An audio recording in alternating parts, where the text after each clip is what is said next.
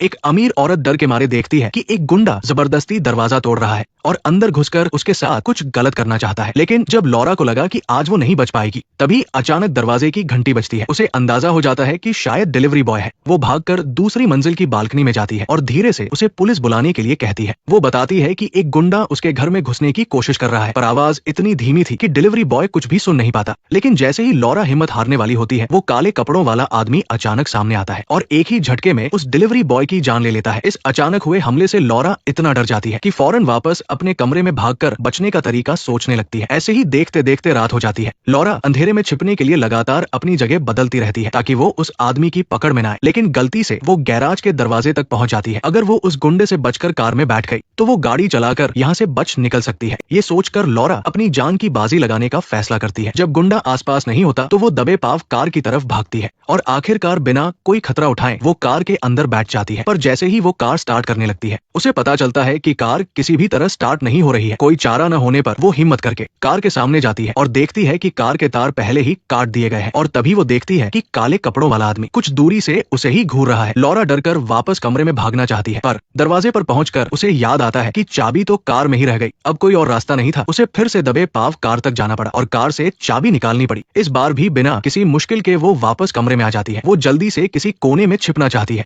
पर जैसे ही वो मुड़ती है, लॉरा उस आदमी को लाखों डॉलर्स देकर भगाना चाहती है। पर कौन जानता था कि वो आदमी कांच पर लिखेगा, मेरा मकसद पैसा नहीं तुम हो। ये शब्द पढ़कर लॉरा की रूह कांप जाती है। वो एक कोने में छिपकर फूट फूट कर रोने लगती है। अमीर और खूबसूरत होना क्या उसकी गलती है? आखिर क्यों वो जहाँ भी जाती है लोग उसके पीछे पड़ जाते हैं? लेकिन जब वो अपनी किस्मत को कोस रही होती है, उसे सुनाई देता है कि बाहर खड़े गुंडे का सब्र अब जवाब दे रहा है। ये देखकर लॉरा डर के मारे एक छोटा सा चाकू उठा लेती है और उस आदमी का सामना करने का फैसला करती है। नेक्स्ट पार्ट देखने के लिए वीडियो को लाइक करो।